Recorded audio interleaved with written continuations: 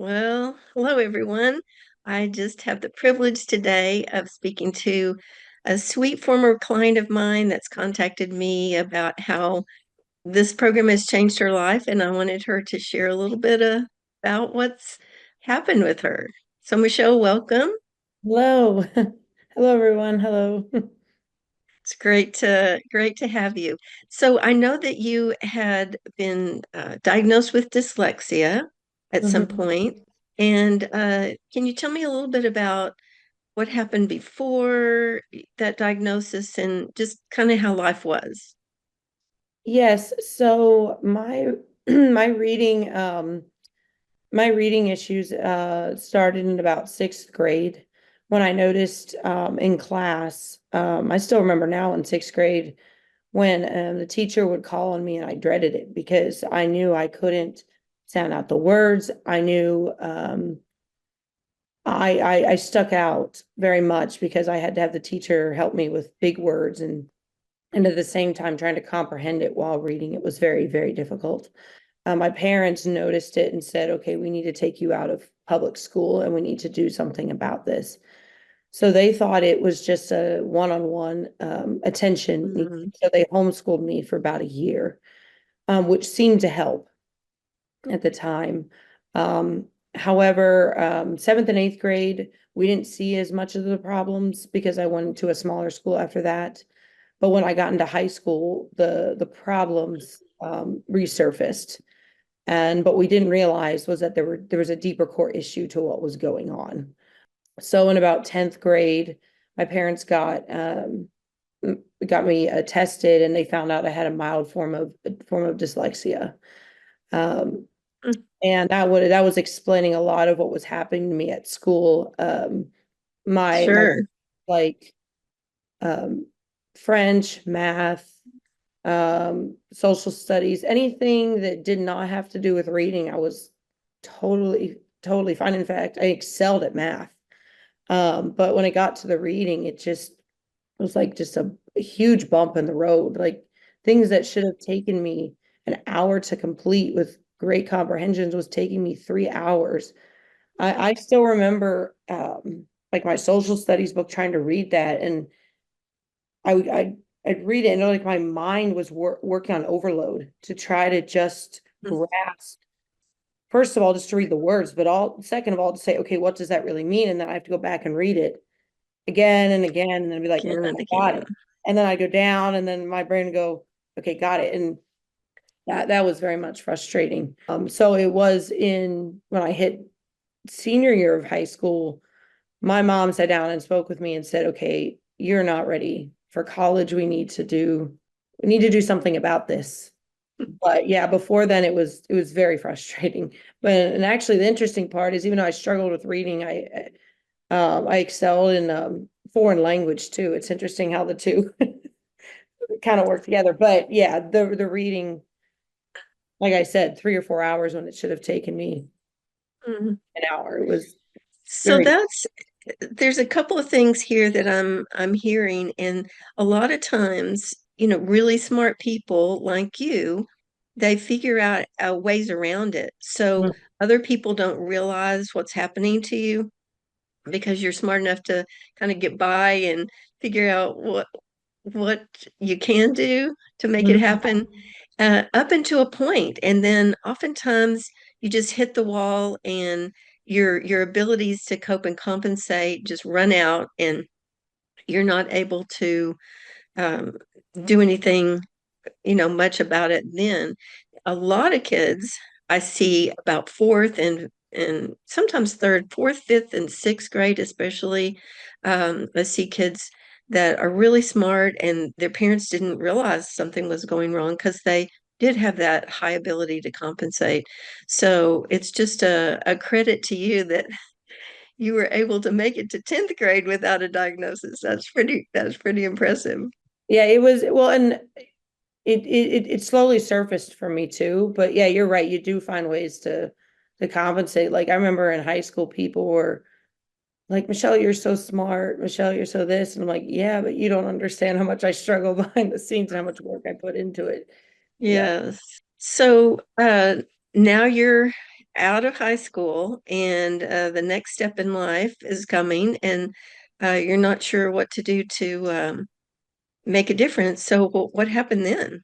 Yes, so I decided that a gap year would be a good idea. And one of those things, I did a lot of things during that gap year, but one of the things that my mom and I were trying to figure out is, okay, how do you deal with this? Because we knew you either to read at a college level, you either need accommodations or you need to fix this. One of the two. There was no way I was going to survive double the amount of reading.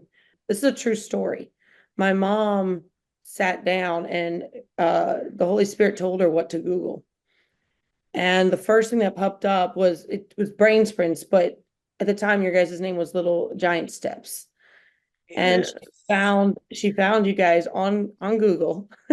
And she looked further into it. I don't know the full details of the research and all that, but I remember her talking to me about it, and she was explaining how you guys believed that the brain could develop and heal, that it wasn't just something that you had to Mhm. push through and say, okay, oh, you're just stuck with this, which we hear in other, from other people in life. We hear you're stuck. You can't do anything about this. You're just gonna have to get accommodations. My mom believed that God made our brains to heal and to be full and well, and that's what really drew her to brain sprints. And so I remember that December, actually, December 2013, we flew on a plane to Dallas, Texas, and we came and got tested. And I remember after being tested, I was so tired. Like it was, you guys were working my brain. All I wanted to do was eat and sleep after those 4 hours of testing, but no, it was good. So, I mean, there was a quick turnaround in order to find a solution. And I remember coming and being tested. It just felt right. Like something just Mhm. like there was a hope. There was a, okay, we can deal with this. So yeah, that was the next steps after high school. So it was very quick. My mom was very quick to get on, okay, because we only had a year. So, Yes. but as you know, I mean, I brought it to college with me the first year. So tell us a little bit about your gap year and what changes you felt during that time, what kind of challenges you had or experiences. Or after I came down in December, got tested. I did a home program, so I did not come to the I grew up in Minneapolis, so we were in Minneapolis, so there's no way I could have come in 3 or 4 times a week to the center or anything like that. My program was 4 hours long a day. So it was like during my gap year, the way it worked, um I had a job about for part-time. So I worked in the mornings, Mhm. kind of mid-afternoons. I actually played on a hockey team. I played ice hockey. But I also I wanted to study French in college. So I studied French at a little school downtown just to keep up my French and to learn more throughout the year. So I mixed my program in the middle of all that. So maybe I'd get up early before work and do a little bit, and then I'd come home before I went to, the French school and work on a little bit more, and then go over there. So I was able to, based on what I was doing each day, it was very flexible for me to Mm. do. But I do remember the program wasn't, let's pull out a book and let's read and let's continue to push and let's get this comprehension. Does it? My program was designed to fill the gaps in the areas of my brain and develop the parts of my brain that had I don't want to call them holes, but that needed to be developed. So I do remember the interesting part of the program was, like I said, you think you would sit down and read a book, but as you were doing these programs, you felt like your brain was being stretched, because it was exercising the part of your brain that needed to be developed. And that's what I really liked about brain sprints. You guys really look at the core and go, okay, we're going to tackle the core here. We're not just gonna hope for the best and let's keep reading. That's what a lot of philosophies are, read more and you'll get better at it. But if there's some core issues, like if your eyes aren't working together well, or if the brain pathways is kind of what you're describing, uh, when you feel the exercise of your brain, it's like we're building new pathways to handle those skills that you already knew. You knew your phonics, you just couldn't use them as well as you could when we had these new brain pathways. It's interesting how sometimes people just think, well, if you don't do this, do it a bunch and you'll get better at it. But there's really some underlying things that keep you from doing it. And that's kind of what we do as far as put those kind of things on your program. Yes, yes, for sure. And actually, you were mentioning phonics. I was not taught phonics growing up, and actually, well, great high school. Okay, we're at the end of we're almost getting to college. I had to have a reading tutor, not to read, but she had to. I went once a week, and she would teach me phonics. Uh, So by the end of 12th grade, I still remember some of the things she taught me, but still after that, I had problems. Like I said, I was not taught phonics at an early age. It was just read the word. And that's not helpful. You're not giving, we need to give people tools to be able to build upon and to be able to, right. but like I said, that's not all of it. There was more underlying issues that this program really attacked. To my surprise, during that year, I didn't find a lot of challenges. For me, it was first of all the discipline just to get it done. Mm. I knew that in order to get better, I had to apply myself. But after a year, or actually after 4 months, I remember we came back down again. I think it was in April or May. We came back down and got retested, and I went from a seventh grade reading level to an 11th grade reading level within those 4 months. In Yeah. 4 months? Yeah, I still have the paper actually of the Wow. retesting that we filled out. Yes. But I did continue on the program. I found a college. I had decided to go to Creighton University in Omaha. But my program went from 4 hours to 2 hours. So for the first year of college, I actually did not take a full semester of credits. The Mm. I think I took like 14. So my program was like the other, 3 or 4 credits to mix into my schedule, Mm. but yeah, I was able to do that during college. And then I think we had to I wasn't able to come back down to Texas, but I got retested oh, we sent videos. I remember we sent videos of the different testings.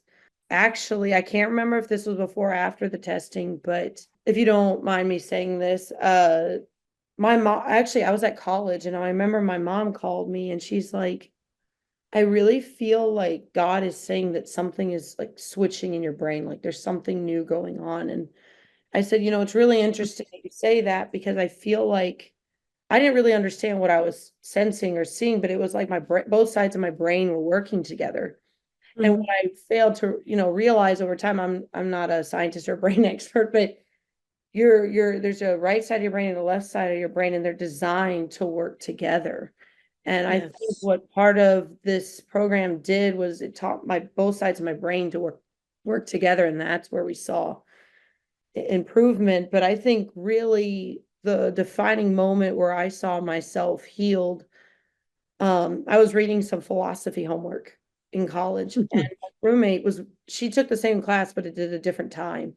And she was working on it too. And then again, I'm like, God, this is taking me 2, 3 hours. Like, why is this so difficult?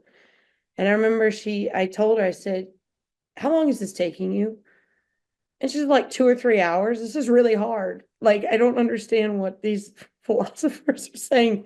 And it hit me. I was like, oh my God, it's not me. Like, it's the philosophy. It's just a hard It's subject. a hard subject, yeah. So yeah, I started to notice my brain. What the biggest thing I saw was when I would read, I didn't have to work so hard anymore.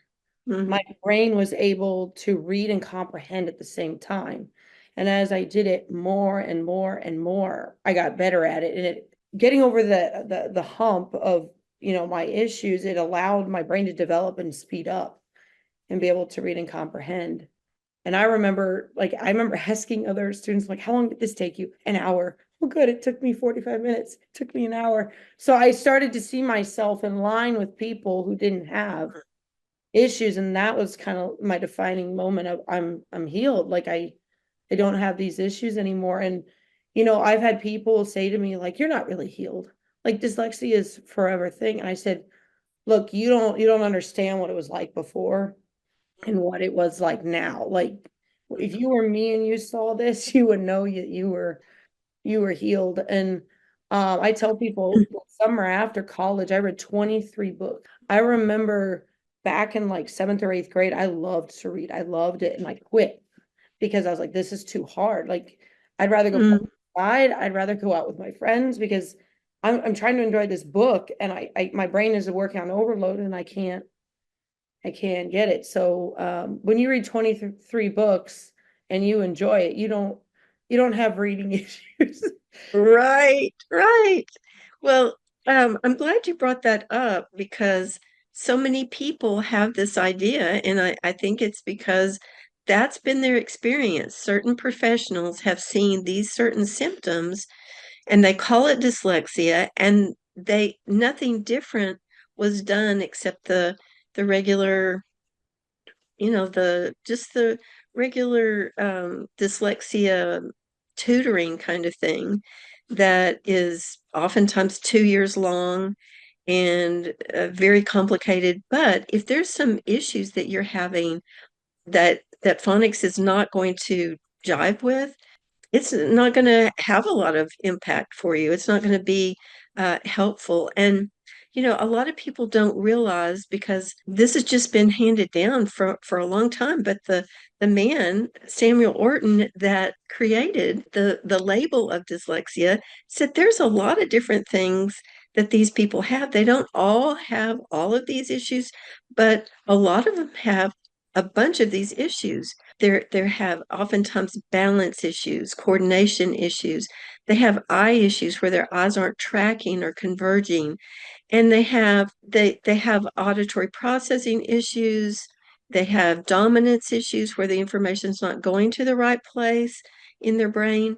For some reason, all of that's been lost. I mean, that was in like the early 1900s when he labeled that. I just believe neurodevelopment opens a whole new aspect for dyslexia that you can just really work on those brain pathways and change those areas that Samuel Orton found. And it's not just phonics. That's the issue. Anyway, I'm glad that you have experienced it firsthand, that you don't have to be in a debilitated state all your life because you put in the work, and not all the programs for dyslexia are 4 or 2 hours long. Oftentimes it takes an hour and a half to 2 hours, especially at first. And it depends on all the programs are individualized pretty much for the family situation. And I know that you and your mom thought, we don't have much time. We've got to, really plow into this and and make it Well, that's the happen. thing to remember. Don't be discouraged by the 4 hours thing. I had time on my hands. I mean, I took a gap year, so yeah, we had like an accelerated program, but it was definitely worth it. If anybody's asking that question, 4 hours a day, yeah, it may seem like oh my gosh, am I ever gonna get better? And the other thing too, steer away from the amount of time too, and just like you said, it's developed individually to the family and the individual. And why one person needs 4 hours, somebody else needs half an hour, 2 hours. Right, right.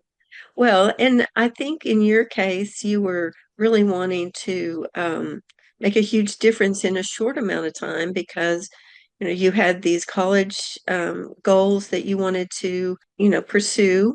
And so I guess my question now is, do you see any benefits now in your adult life after college? Anything that you want to tell anybody about? I would say the biggest thing that comes to mind is the biggest victory in this was catching it early in college because um, college for me was a time where I learned a lot about, different issues in the world going on. I was studying a lot of different subjects. I was trying to figure out where I wanted to go in life. And I did not have this, if I guess you want to call like this heavy luggage behind me at the same time. I was able to Mhm. excel forward, and it allowed me to focus on learning the actual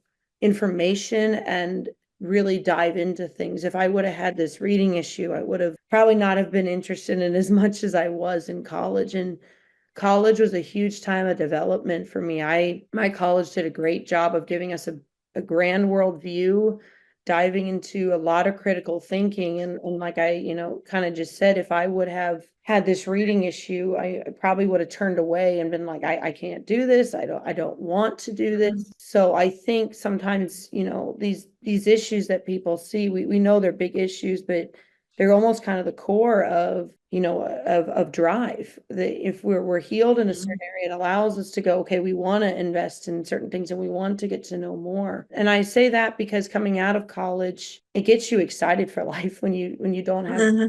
when you get into work. I mean, I don't have as much reading to do that I did in college, but it's on in all areas of life. Even when you get out of school, you're going to be reading things, you're going to be comprehending things, and those issues are still going to go with you. So you're not sitting in a job trying to read something and you have these issues. So it Mhm. helps you excel further and learn more, but it also um, allows you to critically think and be able to excel in life outside. Yeah. Hmm.